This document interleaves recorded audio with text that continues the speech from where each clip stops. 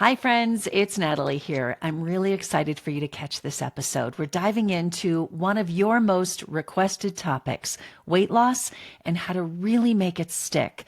Joining me today is Dr. Yasmine Elamir, a triple board certified endocrinologist and obesity specialist who shares her personal journey and expert insights into handling weight with care and without stigma.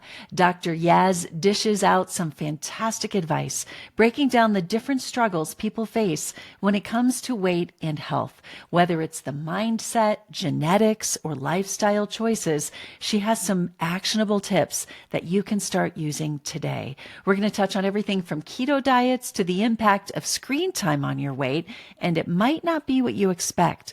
Remember, you can subscribe to the podcast to never miss an episode. Also, check out the show notes today as I have some free resources, including a list of mood-boosting foods, a hunger fullness scale chart, and a grocery list for one of the most popular and sustainable diets for health, the Mediterranean diet. I really enjoyed this conversation with Dr. Yaz, and she gave me some really good tips that I know you are going to love as well. So let's get started.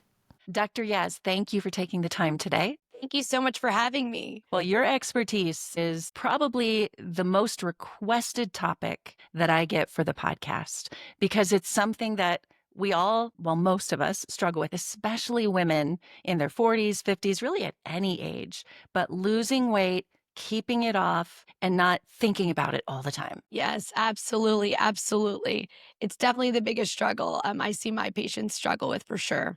So tell Especially. us about your expertise and how you approach the topic with your patients. Yeah, so I'm a triple board certified endocrinologist and obesity specialist.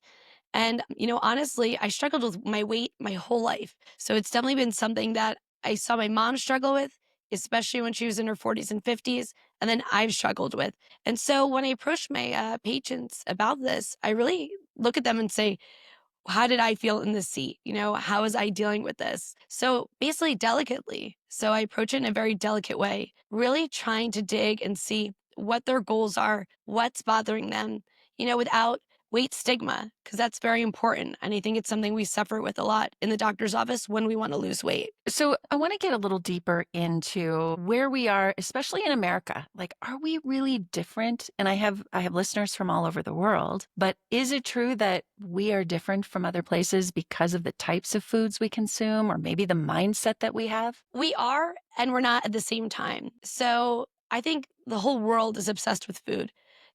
So example, in my office, I'm half Egyptian. So I have a lot of Middle Eastern patients who are not from America. And I will say they are just as obsessed with food as we are. So that mindset is the same, but our food itself is completely different. So in certain ways, food industry is just completely overtaken by only a certain amount of companies, right? There's I think it's something unheard of, 80% of all the food industries is taken up by 8 companies that really manage it. So the foods are heavily processed. There's a lot of chemicals. And I'm not saying other countries don't have those, or maybe they have other chemicals we don't, but it is very much out of our control to a degree. So without a lot of work, it's very hard to avoid this when it comes to processed foods. So in America, our food is a little bit different. The other thing is in America, because everything's by state, right? For the most part, our water sources are different state to state. The problems I see in my clients online I deal with out of my state of New Jersey. I treat patients all over the country. And so those patients I treat, I notice they have completely different environmental factors affecting their food and water supply. And so it is very much different in our country, but at the same time, a lot of the same. And each state is suffering from different things that are in our environment and especially in our food. Sometimes I think because I've struggled too, we go up and down, I blame it on the processed foods, I blame it on, like you said, the water, but how much of it is the problems that we have? How much of that is what we're eating versus our mindset and our discipline? Honestly, I would say maybe a third of it could be, yeah, genetics definitely play a role, maybe about a third, to a degree. And then I would say about 1/3 is definitely the mindset, that belief system, how you deal with stress, how that affects your hormones, all of those things. And then I would say a third of it maybe is the lifestyle, in my opinion, in the sense of diet and exercise. And so the reality is that they're predicting that nearly 50% of people will be obese by 2030 in our country. So regardless of whether, it's different lawmakers' faults or this or that, it's just our reality. We're in an obesogenic and toxigenic environment. And so our diet and our exercise and our mindset are the biggest thing in our control. The other things we can absolutely rally for, and push for. But the reality is that in this moment, those are the things in our control. And that's what we need to focus on. So, talk about your practice and your patients. Who are the people that come to you and what are their biggest struggles? So the people who come to me are from all walks of life, but the biggest things they struggle with are controlling their blood sugar and their weight. And so a lot of them struggle maybe overthinking, like, how can I fix this? What's the best diet, the best quick fix? And that's one subset of patients. And then I have another subset who are like, I don't have time for this. I want medications. What's the fastest way for me to lose weight and fix my sugar? And then I have another third of patients who really honestly want to be educated, they want to learn, and they're willing to keep an open mind, to everything, including, a natural way that maybe isn't as fast as a way with maybe medications, but can get them there. And so definitely every walks of life, both sexes, all age groups. And that's the biggest struggle is them knowing what they want and then me being able to give them something that fits their values. So, you, I would imagine, have to listen and categorize them in one of those places and then decide here's how I, as a doctor, can best help them. Yeah. So, what do you do? Where do you start? Yeah. So the first question, I ask them is when it comes to, their weight and things like this, is that what brings you in today? And usually that is enough of a question to just get it rolling in, right? If someone's there for that, they usually come right out with it. But then sometimes I'll ask them that and they don't say much. And when they don't say much, it also means it's likely what they're coming in with because they're afraid to see something. And so, that's when we may bring up other stuff. Was there anything else, that was bothering you or troubling you or something you've been struggling with? And once I kind of use that, because I don't like to say your weight or your this, because that's really not the way to speak to people, when it comes to managing weight. You want to say, what are you struggling with? Because people who do suffer from obesity are suffering from obesity. They're not obese. That's not part of their identity. And so when we speak to them in a way that deals with the struggle or the pain or something they're going through, then all the right answers come out and they really tell me where they're at and where they want to be and the things they know could help and ask me for what else is there. So, can we get to some tangible things people can do? So, you have a patient that comes in and says, I need to lose 20, 30 pounds. Help me. What do you do? What kinds of things can we, listening today, start doing to modify our lifestyle or whatever those things are? The first thing I always have people do is take an inventory. So I'll ask them, what did you eat for breakfast, lunch, and dinner yesterday? And what movement did you do? And they'll tell me, so usually I do X. And then I say, no, no, no. What did you do yesterday? I don't care what day yesterday was. That tells me a few things. It tells me, are they paying attention to what they're eating? A lot of us, we just need awareness, just a mindset of understanding what we're doing. And then that question, they'll start laughing. And then they realize, okay, maybe depending on how much research they've done already, they understand they just need to incorporate more vegetables, right? Aiming for more vegetables, aiming for higher protein numbers, more fiber, less processed foods, more cooking at home, right? Some people, they don't have that education yet on understanding what actually would be a healthier diet, right? And so that question really helps me help them by explaining that. So if someone does know the things, we focus more on targeting the types of overeat, whether that's emotional eating, boredom eating, mindless eating, incorporating physical activity, time management even. But other people, it's more, okay, I'll start with something like a plate method where I'll take a simple piece of paper, I'll draw 3 circles and give them kind of a very broad diet that shows maybe this much on the plate protein, especially for, my clients who are in that, 40s to 50s range, that perimenopausal range, menopausal range, really focusing on how much of the plate is protein, fiber, and the things they need to live, a very good life and help their gut microbiome and help that weight come off more naturally and easily. So those are the things I generally do to give them a tangible thing to look for in the beginning. Is it the same for everyone with the same problems or is it very individualized? Oh, it's so individualized. So example, if someone's vegetarian, so I have a lot of, I'm in New Jersey, so we are the ultimate melting pot. So I will have someone who's say Indian and they are vegetarian. And so maybe the processed foods they're dealing with that are a problem are maybe more, those alternatives, the alternatives to meat and stuff. So then we really have to kind of focus on getting more whole foods that are protein based for them, that won't, spike their sugar, mess up their energy, and help them lose weight. And on the other hand, right, if someone is in that perimenopausal, stage in life, I'm focusing on high fiber, high protein, and building muscle because their estrogen is going down and they're losing muscle very quickly. So I want to preserve and even increase muscle mass if I can. And then if I have a man versus woman example, I think the old school thought, even 10 years ago, was that,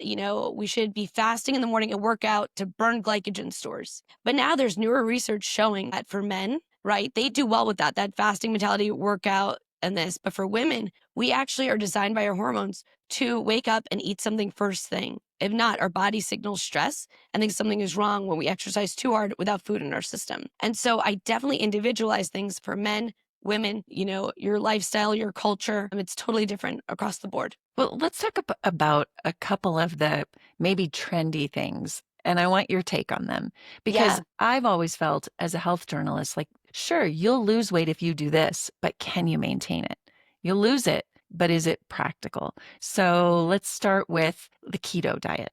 Yeah. Keto is one of those things that I love. And when I say keto, I'll even include carnivore idea. Okay. So keto versus carnivore, because it is a little bit different, but in certain respects, it's very similar in the sense that both I don't think can be good long term. So when people say keto diet, right, we're aiming at probably less than 15 grams of carbs, max, or 20 grams for the day, 23 grams to stay in ketosis.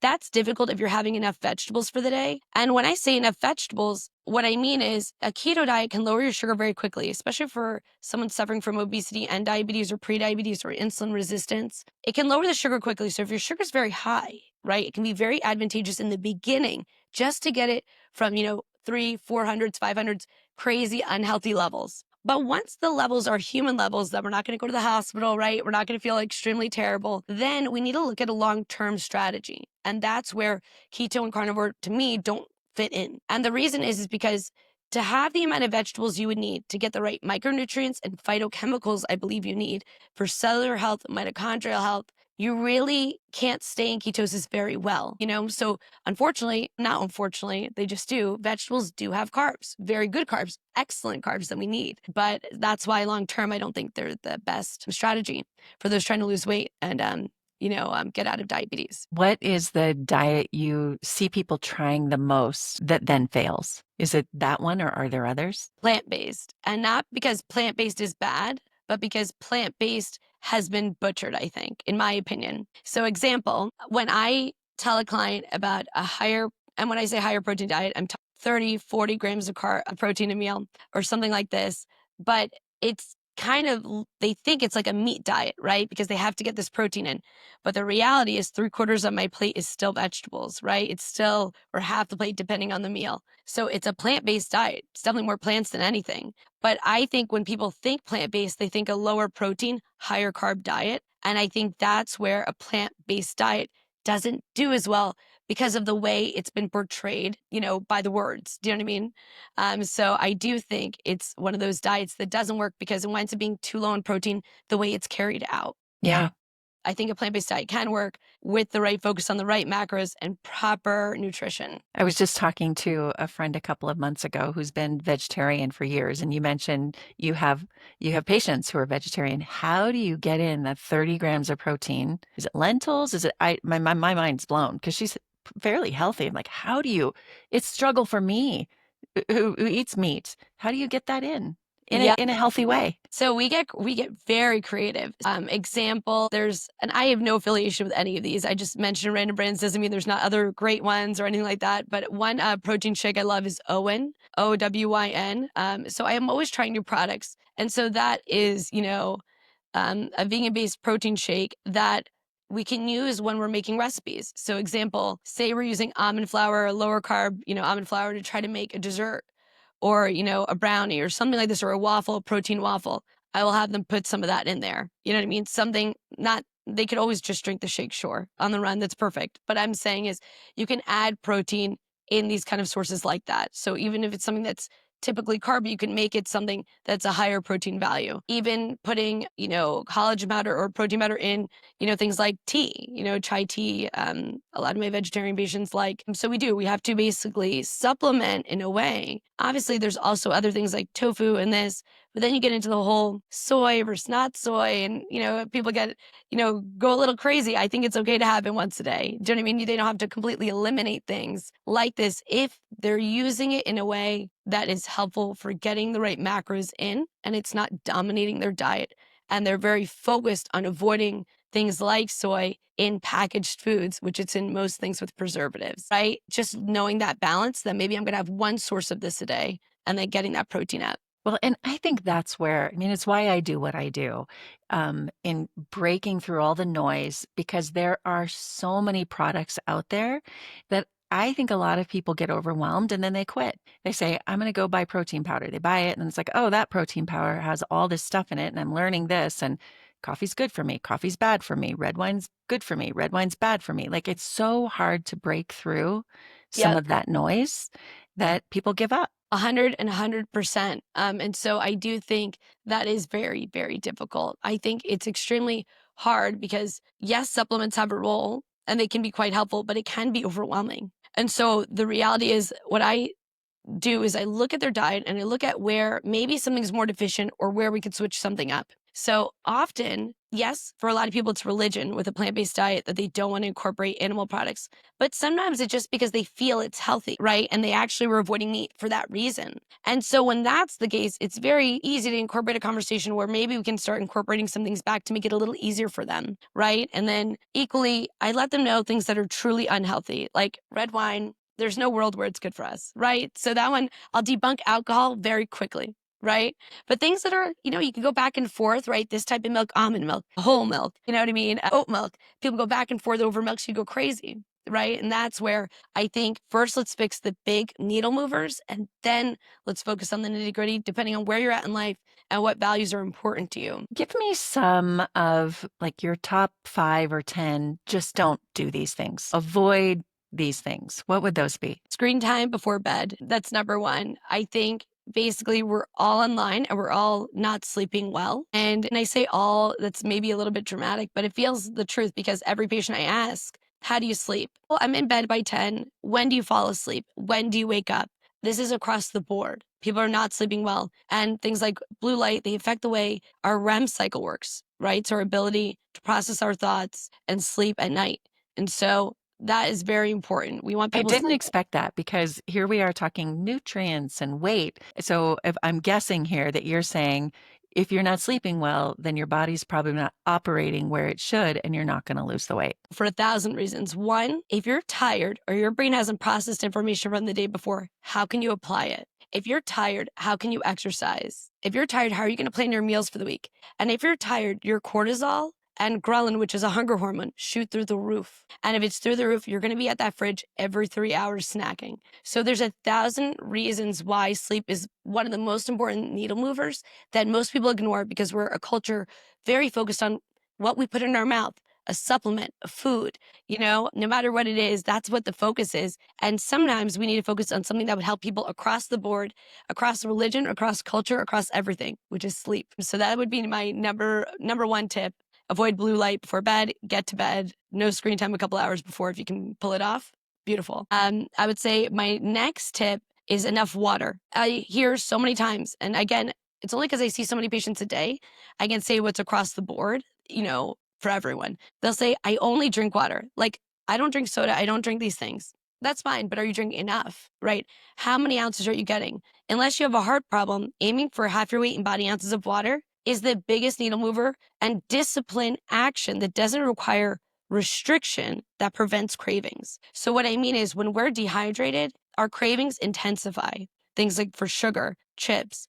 But if we could have the discipline to drink enough water, that would be something that thwarts off cravings without feeling restricted or that someone took something away from us. And that's always a good thing. So that would So be number half 2. your body weight is what I heard you say. I hear a lot of different ideas in this, but half your body weight in ounces of just water. What about electrolyte water? And does it matter if it's tap water versus filtered water? Definitely, definitely. So half your main body ounces, and I'm a physician, so I feel comfortable saying if you have heart failure, at least 64 ounces, okay? Everyone needs at least 64, even if you have heart failure. Because I feel like people are like, oh, in case they have this condition, let me just say the condition, right? Let's get right to it. And then as far as water goes, yes, it matters. Don't drink tap water if you can avoid it.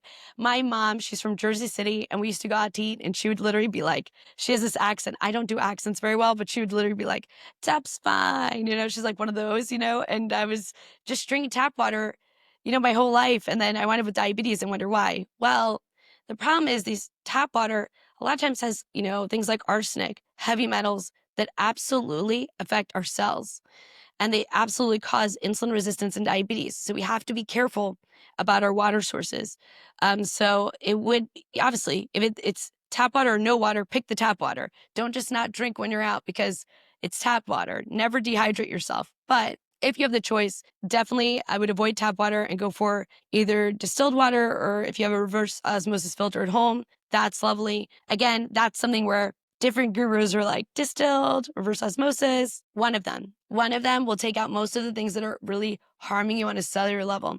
The next thing is for electrolyte water. Everyone, when they wake up, for the most part, can be a little bit dehydrated. So an electrolyte water could be a brand like Ultima, right? There's no sugar in those. It can make things more flavorful. So if a brand water that has flavor in it makes water in the morning sound better to you than the coffee, go for it. But if you're someone who feels you wake up in the morning and you feel parched and groggy, electrolyte water can help you. If you wake up and feel fine in the morning, you don't need electrolyte water, if that makes sense. You have to really listen to yourself. So yeah, so when it comes to electrolyte water, basically, I ask my patients, do you feel like your head is kind of foggy in the morning? You're feeling tired, headache, dry mouth? Well, then maybe electrolyte water would help you. But otherwise, if you wake up in the morning and you feel refreshed, you feel good, then you probably don't need electrolyte water. There's great brands that can make things flavorful without adding sugars and chemicals. I like Ultima, that's a great one. But you can actually just do this at home with Himalayan sea salt, a squeeze of lemon, and that'll give you a lot of the electrolytes you're missing in the morning and really wake you up. You'll notice the difference first thing. That's great. I mean, I like electrolyte water and I have a good brand that I use. And sometimes in the middle of the day, it just helps me down that water. I set goals and I imagine as a doctor, you like this because I struggle getting enough water where before I leave the house, I have to finish the one mason jar. Throughout my day, I've got to finish another. And I'm with look at you. you. I don't know why. Why does water taste better in a mason jar? I So much don't better. I don't know why. I like it with a straw too. And then at night, another one before I wake up in the morning. I keep one by my bed. So I try to get those 3, maybe not even enough, but setting goals helps me. So then I have to down it before I leave in the morning because I didn't finish it throughout the morning. Absolutely. Actually, on our diabetes app in our group, we have group coaching as well as individualized coaching. But when we end our sessions, we definitely end with what is the goal for the week? Because it's like anything. If you don't have a plan, nothing's going to get accomplished and you're going to be stuck in that overwhelmed loop. So I love that you do that. That's exactly what I love to hear because if I have a goal, it's much easier to accomplish it than if I never set it to begin with. Yeah. And sometimes I'll give this to you a little tidbit. Just focus on one goal a week. Because, like you said, if you have 10 goals, you're probably going to fail at all of them. Just accomplish one of them so you feel really good and then bring a new one in the next week. Absolutely. Absolutely. Yeah. Well, tell people where they can find you. And I know you've got an app you're working on. Tell me about that. Yes. So we wanted to make this information very accessible because, if someone goes to a website, it takes a while to kind of type in, you have to plan that in your day. But we're all scrolling, we're all on our phones. Even when you're on Instagram, you're on an app. So I said, if I can make an app that has all the information my clients need to know for diabetes and obesity, reversal, then I should do it. And that's exactly what we did. So we have our diabetes transformation app. And so if you go on the App Store and look up the diabetes reversal method, it will pop right up. And I use diabetes combining the two, which are often very intertwined. And that's the best way to really get started with us. And we have everything from do it yourself. You can even start the app for free for a few days. And then we have group coaching plans and one-to-one coaching for those, who don't want to work in a group. right? And those who want to get lab testing and comprehensive protocols for them. So that's the app, the Diabesity Reversal Method. Well, best of luck with that. I'm excited to try it out. And I just appreciate all you do, your expertise, and you have a podcast as well. So I'll make sure and put the links in the show notes for anyone who wants to find you on all those places. Thanks so much, Dr. Yes. Thank you so much for having me.